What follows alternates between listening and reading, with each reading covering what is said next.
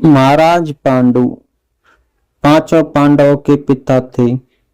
कहा जाता है कि उन्होंने ऋषि के श्राप के बाद वन में रहने का निश्चय किया। उनको रहते रहते अनेक वर्ष गुजर गए।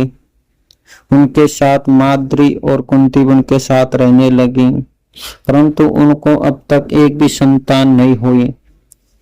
श्राप से दुखी होकर वे हमेशा तपस्या में ही रहते थे और पत्नियों के साथ भोग विलास नहीं किया करते थे। कहा जाता है कि एक बार ऋषियों का झुंड, बहुत सारे ऋषि ब्रह्मलोक में जा रहे थे।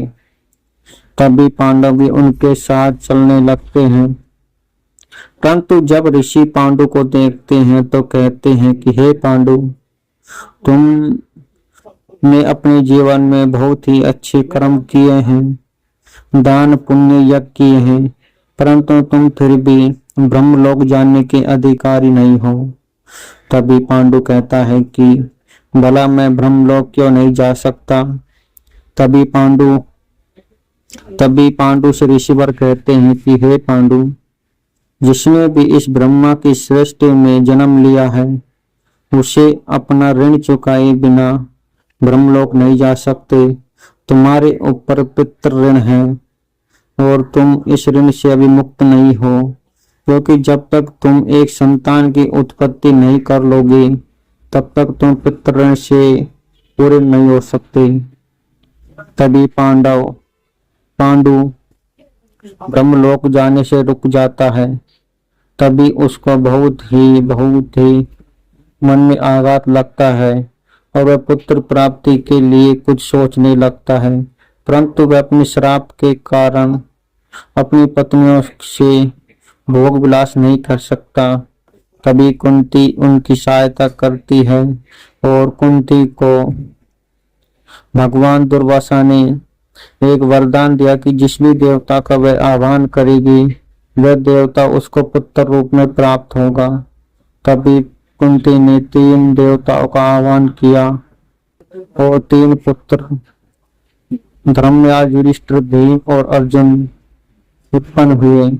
यह मंत्र कुंती ने माद्री को भी दिया और माद्री ने अश्विनी कुमारों का आह्वान कर नकुल से देव प्राप्त किए।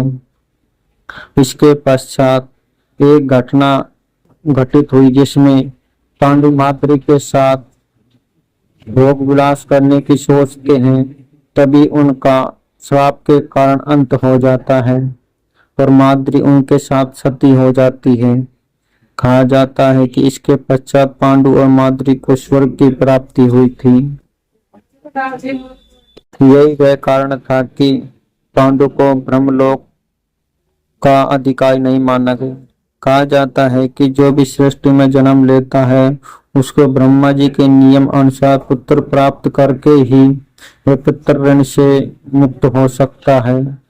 बिना पितृ के ऋण क्यों मुक्त हुए बिना वह संसार से मुक्त नहीं हो सकता और न ही मोक्ष प्राप्त कर सकता है। इसलिए